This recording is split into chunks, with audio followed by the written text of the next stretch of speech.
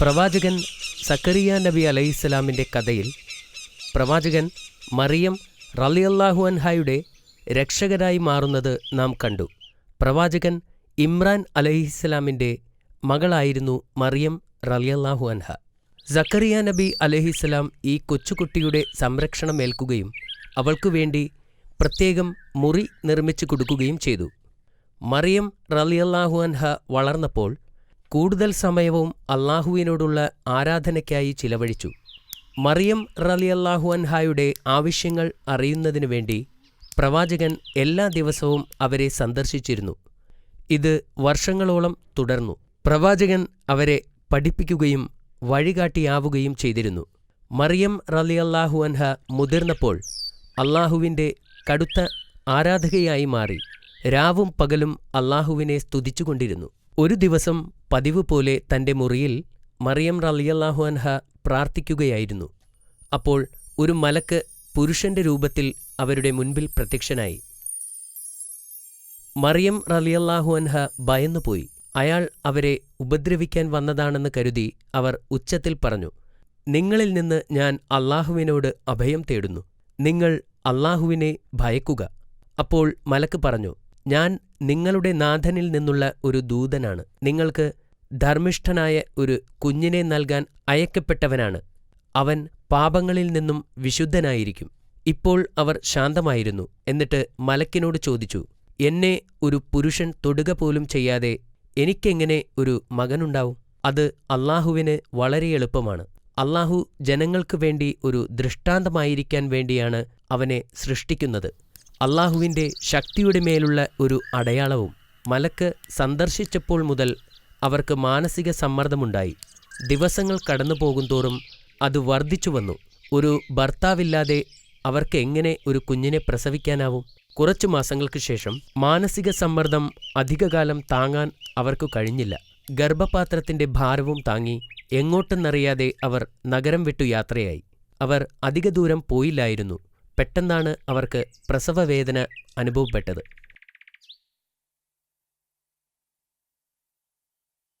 അവർ ഉണങ്ങിയ ഈന്തപ്പനയുടെ നേരെയിരുന്നു. അവർ ഒരു മകനെ പ്രസവിച്ചു. മറിയം റളിയല്ലാഹു അൻഹ തൻ്റെ പിഞ്ചു കുഞ്ഞിൻ്റെ മുഖത്തു നോക്കിയപ്പോൾ അവർക്ക് വിഷമമുണ്ടായി. പിതാവില്ലാത്ത ഈ കുഞ്ഞിനെ ഞാൻ എങ്ങനെ ഈ ലോകത്തേക്ക് കൊണ്ടുപോകും? ഇത് സംഭവിക്കുന്നതിന് മുമ്പ് ഞാൻ മരിച്ചിരുന്നെങ്കിൽ ഇങ്ങനെ സംഭവിക്കില്ലായിരുന്നു എന്ന് അവർ ചിന്തിച്ചു. പെട്ടെന്ന് ഒരു മലക്കിൻ്റെ ശബ്ദം കേട്ടു. ദുഃഖിക്കാതിരിക്കുക. ആ ശബ്ദം പറഞ്ഞു, അള്ളാഹു നിങ്ങൾക്ക് താഴെ ഒരു നദി സൃഷ്ടിച്ചിട്ടുണ്ട്. നിങ്ങൾക്ക് മുൻപിലുള്ള ഈ മരം കുലുക്കുക. അപ്പോൾ പാകമായ പഴങ്ങൾ താഴെ വീഴും. അത് കഴിക്കുകയും വെള്ളം കുടിക്കുകയും ചെയ്യുക. അപ്പോൾ നിങ്ങൾക്ക് നഷ്ടപ്പെട്ട ശക്തി തിരിച്ചു കിട്ടും. അള്ളാഹുവിങ്കിൽ നിന്നുള്ള അനുഗ്രഹമാകുന്നു അത്.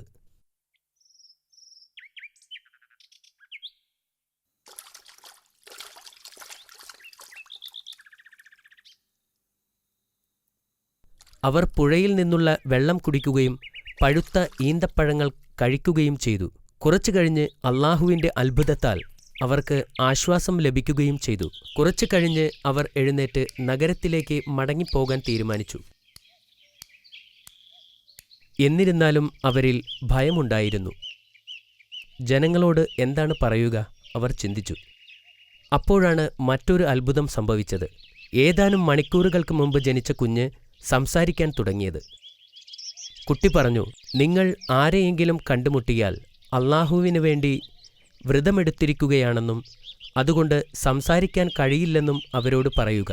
ഈ അത്ഭുതം കണ്ട് മറിയം റളിയല്ലാഹു അൻഹാവിന് ആശ്വാസം തോന്നി. അവർ നഗരത്തിലേക്ക് നടന്നു.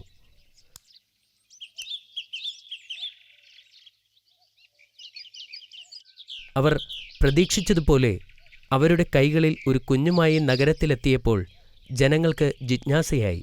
നിങ്ങൾ ഒരു വലിയ പാപം ചെയ്തിരിക്കുന്നു. ജനങ്ങൾ അവരെ ശാസിച്ചു. എന്നാൽ അവർ ശാന്തത പാലിച്ചു. അവർ അവരുടെ വിരൽ ചുണ്ടുകളിൽ വച്ച് അവർക്ക് സംസാരിക്കാൻ കഴിയില്ല എന്ന് ആംഗ്യഭാഷയിലൂടെ കുഞ്ഞിനെ ചൂണ്ടിക്കൊണ്ട് പറഞ്ഞു. ജനങ്ങൾ രോഷാകുലരായി. ഞങ്ങൾ എങ്ങനെ ഈ കുഞ്ഞിനോട് സംസാരിക്കും? എന്നാൽ കുട്ടി സംസാരിക്കാൻ തുടങ്ങിയപ്പോൾ ജനങ്ങൾ അമ്പരന്നു. കുട്ടി മെല്ലെ സംസാരിച്ചു. ഞാൻ ദൈവത്തിൻ്റെ അടിമയാണ്. അള്ളാഹു എനിക്ക് ഒരു ഗ്രന്ഥം നൽകുകയും എന്നെ അവൻ പ്രവാചകനാക്കുകയും ചെയ്തിരിക്കുന്നു. എനിക്ക് ബോധനം വന്നു കിട്ടിയതിനു ശേഷം അവരെനിക്ക് ജന്മം നൽകി. ഞാൻ ജനിച്ച ദിവസവും മരിക്കുന്ന ദിവസവും ജീവനോടെ എഴുന്നേൽപ്പിക്കപ്പെടുന്ന ദിവസവും എനിക്ക് സമാധാനം. കുഞ്ഞു സംസാരിച്ചുകൊണ്ടിരുന്നപ്പോൾ ആളുകൾ ആശ്ചര്യത്തോടെ നോക്കിയിരുന്നു. ഇതൊരു അസാധാരണ കുഞ്ഞാണെന്നും അത് അള്ളാഹുവിന്റെ ശക്തിയാണെന്നും ആളുകൾ മനസ്സിലാക്കി. കുട്ടിയുടെ സംസാരത്തെ വിചിത്രമായ ഒരു തമാശയായി ചിലർ കരുതിയിരുന്നു. മറിയം റളിയല്ലാഹു അൻഹയ്ക്ക് ഇപ്പോൾ പ്രയാസങ്ങളില്ലാതെ നഗരത്തിൽ താമസിക്കുവാൻ കഴിഞ്ഞിരുന്നു. മറിയം റളിയല്ലാഹു അൻഹാവിന്റെ കഥ കേട്ടപ്പോൾ യൂസഫ് നബി വലിയ അത്ഭുതത്തോടുകൂടി ഇങ്ങനെ പറഞ്ഞു: ഒരു വിത്തില്ലാതെ ഒരു വൃക്ഷം വളരുമോ? അദ്ദേഹം അവരോട് ചോദിച്ചു. അതെ, അവർ മറുപടി നൽകി. ആദ്യ തവണ അള്ളാഹു സൃഷ്ടിച്ചതിനൊന്നും വിത്തില്ലായിരുന്നു. പിന്നെ അദ്ദേഹം വീണ്ടും ചോദിച്ചു, ഒരു പങ്കാളിയില്ലാതെ ഒരു കുട്ടിയെ പ്രസവിക്കാൻ സാധിക്കുമോ? അതെ. മറിയം റളിയല്ലാഹു അൻഹ മറുപടി പറഞ്ഞു. അള്ളാഹു ആദം നബിയെ സൃഷ്ടിച്ചപ്പോൾ സ്ത്രീയോ പുരുഷനോ ഇല്ലായിരുന്നു.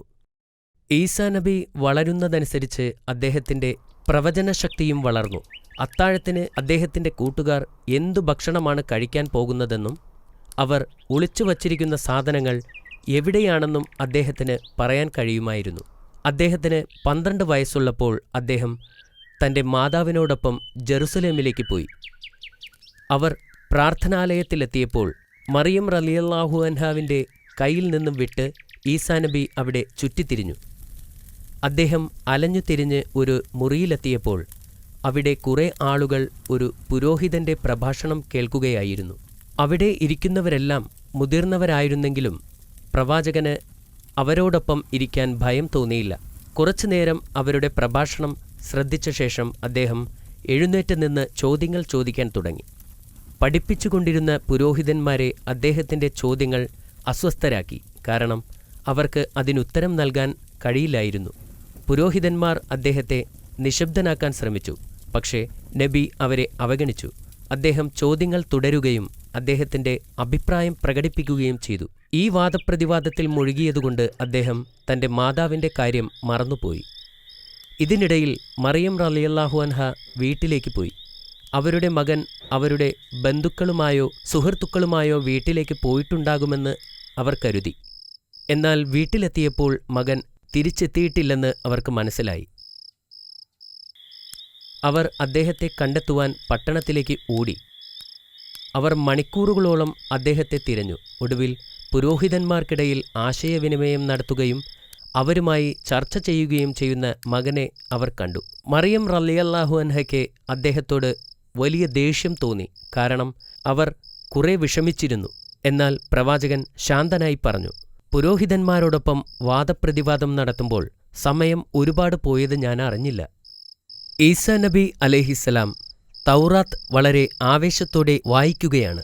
അദ്ദേഹത്തിന് അള്ളാഹുവിനോട് കടുത്ത ആരാധനയാണ്. അദ്ദേഹം തൗറാത്തിന്റെ നിയമങ്ങൾ പിൻപറ്റിയാണ് ജീവിക്കുന്നത്. സബത്തിന്റെ ദിവസം അദ്ദേഹം പ്രാർത്ഥനാലയത്തിലേക്ക് പോവുകയായിരുന്നു. പ്രവാചകൻ മൂസ അലൈഹിസ്സലാം ശനിയാഴ്ച ദിവസങ്ങളിൽ പള്ളിയിൽ വന്ന് അള്ളാഹുവിനെ ആരാധിക്കുവാൻ നിർദ്ദേശിച്ചിരുന്നു. എന്നിരുന്നാലും സബത്തിന്റെ ദിവസം പള്ളിയിൽ പോകാൻ ജനങ്ങൾ കുറെ നാളായി ആരും തന്നെ വരില്ലായിരുന്നു. പുരോഹിതന്മാർ 100 കണക്കിന് കാര്യങ്ങൾ നിയമവിരുദ്ധമായി ആവശ്യപ്പെട്ടിരുന്നതുകൊണ്ടാണ് ഇത്. ഒന്ന് സങ്കൽപ്പിക്കുക, മരിക്കാൻ കിടക്കുന്ന ഒരു രോഗി ഒരു വൈദ്യനെ വിളിക്കുന്നത് നിയമവിരുദ്ധമായി കണക്കാക്കി. രോഗി കഴിക്കുന്നതും കുടിക്കുന്നതും മുടി വൃത്തിയാക്കുന്നതുമെല്ലാം പാപമായി കണക്കാക്കി.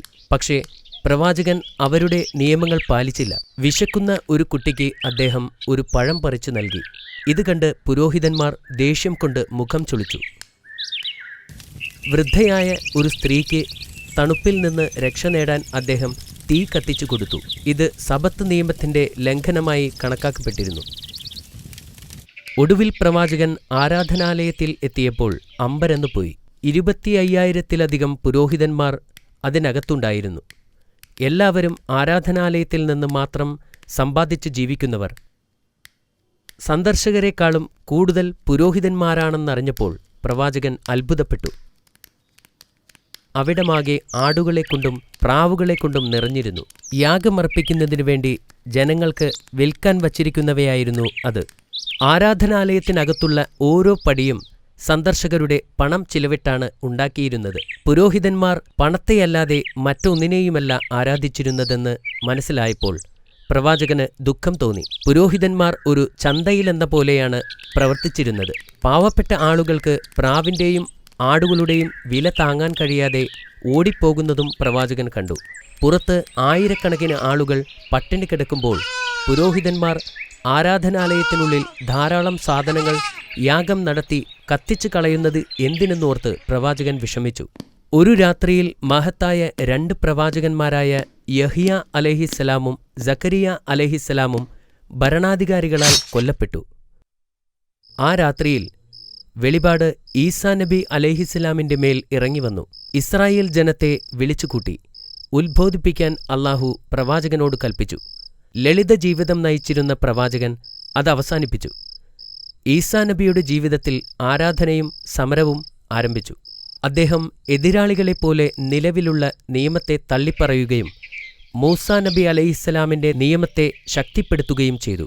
പ്രവാചകൻ തന്റെ ജനത്തെ ശ്രേഷ്ഠമായ വാക്കുകളിലൂടെയും പ്രവർത്തനങ്ങളിലൂടെയും ലളിത ജീവിതം നയിക്കാൻ ആവശ്യപ്പെട്ടു. 10 കൽപ്പനകൾ അവർ ഉദ്ദേശിക്കുന്നതിലും കൂടുതൽ മൂല്യമുള്ളതാണെന്ന് പുരോഹിതന്മാരെ മനസ്സിലാക്കാൻ പ്രവാചകൻ ശ്രമിച്ചു. ഉദാഹരണമായി 5-ാമത്തെ കൽപ്പനയിൽ ശാരീരിക കൊലപാതകം നടത്തുക മാത്രമല്ല, എല്ലാ തരത്തിലുള്ള ശാരീരികമോ മാനസികമോ ആത്മീയമോ ആയ എല്ലാ കൊലപാതകങ്ങളും നിരോധിച്ചിരിക്കുന്നു. അദ്ദേഹത്തിന്റെ ഉപദേശങ്ങൾ പുരോഹിതന്മാരെ ശല്യപ്പെടുത്തിയിരുന്നു. പ്രവാചകന്റെ ഓരോ വാക്കും അവരുടെ ഇപ്പോഴത്തെ അവസ്ഥയ്ക്ക് ഭീഷണിയായിരുന്നു. അവരുടെ ഓരോ ദുഷ്പ്രവൃത്തിയും വെളിപ്പെട്ടുകൊണ്ടിരുന്നു. പുരോഹിതന്മാർ പ്രവാചകനെതിരെ പൊരുതാൻ തുടങ്ങി. ഒരിക്കൽ അവർ വ്യഭിചാരാരോപണം നടത്തിയ ഒരു സ്ത്രീയെ തടവിലാക്കി. അപ്പോൾ അവർ ഈസാ നബിയെ വിളിച്ചു അദ്ദേഹത്തിന്റെ അഭിപ്രായം ചോദിച്ചു. സത്യത്തിൽ ജനങ്ങളുടെ മുന്നിൽ അദ്ദേഹത്തെ തരം താഴ്ത്താൻ വേണ്ടിയായിരുന്നു അത്. മൂസാ നബിയുടെ നിയമമനുസരിച്ച് വ്യഭിചാരക്കുറ്റം ചുമത്തിയ ഒരാളെ കല്ലെറിഞ്ഞ് കൊല്ലണമെന്നായിരുന്നു നിയമം. ഈ സ്ത്രീയെ കൊല്ലുന്നത് പ്രവാചകൻ എതിർക്കുമെന്ന് പുരോഹിതന്മാർക്കറിയാമായിരുന്നു. അതിലൂടെ പ്രവാചകൻ മൂസാ നബിയുടെ ന്യായപ്രമാണത്തിനെതിരെ സംസാരിക്കുമെന്ന് അവർ കരുതി. അവർ ഈസാ നബിയുടെ മുൻപിൽ ആ സ്ത്രീയെ കൊണ്ടുവന്നു. വ്യഭിചാരിണിയെ കല്ലെറിയാൻ നിയമം നിർദ്ദേശിക്കുന്നില്ലേ എന്ന് ചോദിച്ചു. അതെ, പ്രവാചകൻ പറഞ്ഞു. അദ്ദേഹം പുരോഹിതന്മാരെയും ജനത്തെയും നോക്കി. അന്നത്തിനു വേണ്ടി തെറ്റ് ചെയ്ത ഈ സ്ത്രീയേക്കാൾ വലിയ പാപികളാണ് അവരെന്ന് പ്രവാചകൻ അറിയാമായിരുന്നു. പുരോഹിതന്മാർക്കെതിരെ പറഞ്ഞാൽ അദ്ദേഹം മൂസാ നബിയുടെ നിയമം തെറ്റിച്ചതായി അവർ കരുതും. ഇത് പുരോഹിതന്മാരുടെ ആസൂത്രണമാണെന്ന് അദ്ദേഹത്തിന് മനസ്സിലായിരുന്നു. അപ്പോൾ അദ്ദേഹം ജനങ്ങളുടെ നേരെ പുഞ്ചിരിയോടെ നോക്കി ഉച്ചത്തിൽ പറഞ്ഞു, നിങ്ങളിൽ പാപം ചെയ്യാത്തവർ അവളെ കല്ലെറിയട്ടെ. ഇത് കേട്ടപ്പോൾ പുരോഹിതന്മാർ അത്ഭുതപ്പെട്ടു. ചുറ്റും നിൽക്കുന്ന ആളുകൾ ഒന്നും മിണ്ടുന്നില്ല. ആരും അവളെ കല്ലെറിയാൻ ധൈര്യപ്പെട്ടില്ല. അവർ എല്ലാവരും പാപികളായിരുന്നു. ആർക്കും യോഗ്യതയില്ലായിരുന്നു. കാരണം ഒരു മനുഷ്യനും ഒരു പാപിയെ വധിക്കാനാവില്ല. പരമകാരുണ്യവാനായ അള്ളാഹുവിന് മാത്രമാണ് അതിന് അധികാരം. ആ ദിവസം വ്യഭിചാരക്കുറ്റത്തിൽ പ്രവാചകൻ ഒരു പുതിയ നിയമം കൊണ്ടുവന്നു. പ്രവാചകൻ അവിടെ നിന്ന് ഇറങ്ങിയപ്പോൾ ആ സ്ത്രീ അദ്ദേഹത്തെ പിന്തുടർന്നു. നബിയെ അവർ പിന്തുടരുന്നുണ്ടെന്ന് മനസ്സിലായപ്പോൾ അദ്ദേഹം അവിടെ നിന്നു. എന്നിട്ട് അവരോട് ചോദിച്ചു, എന്തിനാണ് എന്നെ പിന്തുടരുന്നത്? അവളുടെ വസ്ത്രത്തിൽ നിന്നും ഒരു സുഗന്ധദ്രവ്യം പുറത്തെടുത്തു. എന്നിട്ട് നബിയുടെ കാലിൽ പുരട്ടി കണ്ണീരുപയോഗിച്ച് അദ്ദേഹത്തിന്റെ പാദം കഴുകി. അവളുടെ തലമുടി ഉപയോഗിച്ച് അദ്ദേഹത്തിന്റെ പാദങ്ങൾ ഉണക്കി. അദ്ദേഹം അവളെ പിടിച്ച് എഴുന്നേൽപ്പിച്ചു. അപ്പോൾ പ്രവാചകൻ മുകളിലേക്ക് നോക്കിക്കൊണ്ട് ഇങ്ങനെ പ്രാർത്ഥിച്ചു, എൻ്റെ നാഥ, ഇവൾ ചെയ്ത പാപം നീ ക്ഷമിക്കണമേ. പ്രവാചകൻ തൻ്റെ ജനത്തോട് കരുണ കാണിക്കാൻ തുടർച്ചയായി അള്ളാഹുവിനോട് പ്രാർത്ഥിക്കുമായിരുന്നു. മറ്റുള്ളവരോട് കരുണ കാണിക്കാനും അള്ളാഹുവിൽ വിശ്വസിക്കുവാനും അദ്ദേഹം തൻ്റെ ജനങ്ങളോട് പറയുമായിരുന്നു. ഒരിക്കൽ അദ്ദേഹം തൻ്റെ അനുയായികളോട് ഇങ്ങനെ പറഞ്ഞു, എനിക്ക് ഒന്നുമില്ലെങ്കിലും എനിക്ക് ഉണരാൻ കഴിയും. ഈ ഭൂമിയിൽ എന്നേക്കാൾ ധനികനായി മറ്റാരുമില്ല.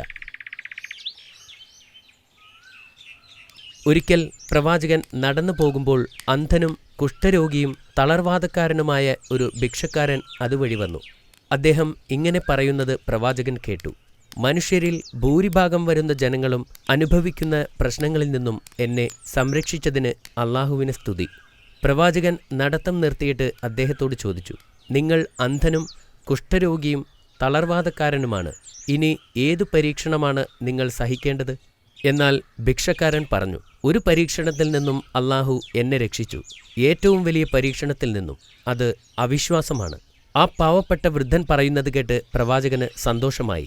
അദ്ദേഹം മുന്നോട്ട് നീങ്ങി ആ വൃദ്ധന്റെ തോളിൽ കൈവച്ചു. അത് ഒരു അത്ഭുതമായിരുന്നു. പ്രവാചകൻ ആ മനുഷ്യനെ സ്പർശിച്ച ഉടനെ അദ്ദേഹത്തിന്റെ രോഗങ്ങൾ സുഖപ്പെട്ടു. അദ്ദേഹം എഴുന്നേറ്റ് നിൽക്കാൻ തുടങ്ങി. അള്ളാഹു അദ്ദേഹത്തെ സുഖപ്പെടുത്തി. അദ്ദേഹത്തിന്റെ മുഖം ഇപ്പോൾ സൗന്ദര്യം കൊണ്ട് തിളങ്ങി. ആ വൃദ്ധൻ പ്രവാചകന്റെ കൂടെ കൂടാൻ അനുവാദം ചോദിച്ചു. പ്രവാചകൻ സമ്മതിച്ചു. അങ്ങനെ അയാൾ പ്രവാചകന്റെ അനുയായിയായി തീരുകയും അള്ളാഹുവിനെ ആരാധിക്കുകയും ചെയ്തു. അള്ളാഹുവിങ്കിൽ നിന്ന് വെളിപാടുണ്ടാകുന്നതുവരെ ഈസാ നബി അലൈഹിസ്സലാം തൗറാത്ത് ഗ്രന്ഥമാണ് പിന്തുടർന്നിരുന്നത്. അള്ളാഹു അദ്ദേഹത്തിന് പുതിയൊരു ഗ്രന്ഥം നൽകി, ഇൻജീൽ. പ്രവാചകൻ തനിക്ക് അള്ളാഹു നൽകിയ പുതിയ പുസ്തകം വായിച്ചു. പ്രവാചകൻ അള്ളാഹുവിൽ നിന്ന് ഒരു പുതിയ ഗ്രന്ഥം ലഭിച്ചതായി പ്രഖ്യാപിച്ചപ്പോൾ അതുവരെ തൗറാത്തിനെ പിന്തുടർന്നവർക്ക് ഇത് ഇഷ്ടപ്പെട്ടില്ല. മറ്റ് എല്ലാ പ്രവാചകന്മാരെയും പോലെ ഈസാ നബിയും നിരവധി അത്ഭുതങ്ങൾ പ്രവർത്തിച്ചു. എല്ലാ പ്രവാചകന്മാരെയും അവരുടെ പ്രവാചകത്വത്തിന് തെളിവ് നൽകാൻ അള്ളാഹു പല അത്ഭുത പ്രവൃത്തികളെയും അയച്ചിരുന്നു. ഇതിന് ആളുകൾ അവരെപ്പറ്റി അറിയുകയും അവരുടെ പ്രവാചകത്വത്തിൽ വിശ്വസിക്കുകയും ചെയ്തിരുന്നു. പ്രവാചകൻ ഈസാ നബി അലൈഹിസ്സലാം ചെയ്ത അത്ഭുതങ്ങളിൽ പലതും രോഗം ഭേദമാക്കുകയായിരുന്നു. ഈ കാലഘട്ടത്തിലെ ആളുകൾക്ക് വൈദ്യശാസ്ത്ര രംഗത്ത് ഏറെ അറിവുണ്ടായിരുന്നു. പ്രവാചകൻ ചികിത്സിക്കാൻ കഴിയാത്ത രോഗികളെ സുഖപ്പെടുത്തിയപ്പോൾ അത് ശക്തമായ ഒരു സന്ദേശമായിരുന്നു. അന്ധനായി പിറന്ന ഒരാളുടെ മുഖത്ത് പ്രവാചകൻ തൊട്ടപ്പോൾ അദ്ദേഹത്തിന് കാഴ്ച കിട്ടി. അദ്ദേഹം ജീവിതത്തിലാദ്യമായി എല്ലാം കാണാൻ തുടങ്ങി. ഒരു ദിവസം പ്രവാചകൻ പട്ടണത്തിലേക്ക് പോകുമ്പോൾ മൃതശരീരവുമായി ആളുകൾ പോകുന്നത് കണ്ടു. പ്രവാചകൻ അവരുടെ അടുത്തേക്ക് ചെന്ന് എന്താണ് സംഭവിച്ചതെന്ന് ചോദിച്ചു. ഈ മനുഷ്യൻ മരിച്ചു, ഞങ്ങൾ ഇദ്ദേഹത്തെ കല്ലറയിലേക്ക് കൊണ്ടുപോകുന്നു എന്ന് അവരിൽ ഒരാൾ മറുപടി പറഞ്ഞു. അപ്പോൾ പ്രവാചകൻ അവരോട് നിൽക്കാൻ പറയുകയും എന്നിട്ട് അള്ളാഹുവിനോട് പ്രാർത്ഥിക്കുകയും ചെയ്തു. എന്തൊരത്ഭുതം! മരിച്ച മനുഷ്യൻ എഴുന്നേറ്റ് നിന്നു. അവന് ജീവൻ തിരിച്ചു കിട്ടി. അള്ളാഹു ഈ വ്യക്തിയെ വീണ്ടും ജീവിപ്പിച്ചിരിക്കുന്നു. ഒരിക്കൽ പ്രവാചകൻ തന്റെ അനുയായികളോട് 30 ദിവസം ഉപവാസം അനുഷ്ഠിക്കാൻ ആവശ്യപ്പെട്ടു. അവർ സമ്മതിക്കുകയും അവർ ഉപവാസം ആരംഭിക്കുകയും ചെയ്തു. 30 ദിനരാത്രങ്ങൾ ഉപവസിച്ചതിനു ശേഷം ശിഷ്യന്മാർ അദ്ദേഹത്തോടൊപ്പം മരുഭൂമിയിൽ പോയി. പ്രവാചകൻ പോകുന്നിടത്ത് ആയിരക്കണക്കിന് ആളുകൾ അനുഗമിക്കുന്നത് സാധാരണമായിരുന്നു. അനുയായികളിൽ പലരും രോഗബാധിതരായിരുന്നു. പ്രവാചകൻ അവരെ സുഖപ്പെടുത്തുമെന്ന് അവർ വിശ്വസിച്ചു. ഒരു സംഘം ആളുകൾ പ്രവാചകന്റെ പഠിപ്പിക്കലിന് എതിരായിരുന്നു. പ്രവാചകൻ എവിടെ പോയാലും അവരും കൂടെ പോകും. അവർ കൂടെ പോയിരുന്നത് അദ്ദേഹത്തെ പരിഹസിക്കാനും അവസരം കിട്ടുമ്പോഴെല്ലാം അദ്ദേഹത്തെ നിന്ദിക്കാനുമായിരുന്നു. 30 ദിവസത്തെ ഉപവാസത്തിനു ശേഷം സത്യനിഷേധികൾ പ്രവാചകനോട് ചോദിച്ചു, ആകാശത്ത് നിന്ന് ഭക്ഷണം ലഭിക്കുമായിരുന്നെങ്കിൽ അവരുടെ ഉപവാസം അള്ളാഹു സ്വീകരിച്ചു എന്ന് ഉറപ്പാക്കാമായിരുന്നു. അവർ ഉപവാസം അവസാനിപ്പിക്കുന്ന ആ ദിവസം എന്തെങ്കിലും ഒരു പ്രത്യേക ഭക്ഷണം കഴിക്കാൻ അവർ ആഗ്രഹിച്ചു. അവർക്ക് വേണ്ടത്ര പരിചരണം ആവശ്യമാണെന്നും അവർ പറഞ്ഞു. അവിടെ ആയിരക്കണക്കിന് ആളുകളുണ്ടായിരുന്നു. അവിശ്വാസികൾക്കറിയാമായിരുന്നു അവർ ആവശ്യപ്പെട്ട കാര്യങ്ങൾ പ്രവാചകന് ഒരിക്കലും സാധിക്കാൻ കഴിയില്ലെന്ന്. പ്രവാചകൻ അവരുടെ ആവശ്യങ്ങൾ അംഗീകരിച്ചു. എന്നിട്ട് അല്പം അകലെ മാറിയിരുന്നു അള്ളാഹുവിനോട് പ്രാർത്ഥിച്ചു. എന്തൊരത്ഭുതം! പ്രവാചകന്റെ പ്രാർത്ഥന അള്ളാഹു സ്വീകരിച്ചു. ആകാശത്ത് നിന്ന് ധാരാളം ഭക്ഷണം വന്നു. താഴെ ഒരു മേഘവും മുകളിൽ മറ്റൊരു മേഘവും. മലക്കുകൾ ചുറ്റും നിന്നുകൊണ്ട് ഭക്ഷണം താഴോട്ട് കൊണ്ടുവന്നു. സാവധാനത്തിൽ അത് താഴേക്കെത്തി. ആ സമയത്ത് പ്രവാചകൻ തന്റെ പ്രാർത്ഥനയിൽ മുഴുകിയിരിക്കുകയായിരുന്നു. ആഹാരം പ്രവാചകന്റെ തൊട്ടടുത്തു വന്നു നിന്നു. ഒരു വെളുത്ത തുണികൊണ്ട് അത് മൂടിയിരുന്നു. അല്ലാഹുവിന്റെ നാമത്തിൽ ഏറ്റവും നല്ല സംരക്ഷകൻ എന്ന് പറഞ്ഞുകൊണ്ട് പ്രവാചകൻ മെല്ലെ ആ തുണി എടുത്തു മാറ്റി. മൂടിയിരുന്ന ആ തുണി മാറ്റിയപ്പോൾ ചുറ്റും കൂടുനിന്ന ആളുകൾ അത്ഭുതത്തോടെ അതിലേക്ക് നോക്കി. 7 വലിയ മീനും 7 അപ്പവും വിനാഗിരിയും ഉപ്പും തേനും മറ്റ് പല പഴങ്ങളും ഉണ്ടായിരുന്നു. അതിന് കൊതിപ്പിക്കുന്ന ഒരു സുഗന്ധമുണ്ടായിരുന്നു. അവർ ഇതിനു മുമ്പ് ഇതുപോലെ ഒരു സുഗന്ധം അനുഭവിച്ചിട്ടില്ലായിരുന്നു. ഈസാ നബി അവിശ്വാസികളോട് അതിൽ നിന്നും കഴിക്കാൻ പറഞ്ഞു.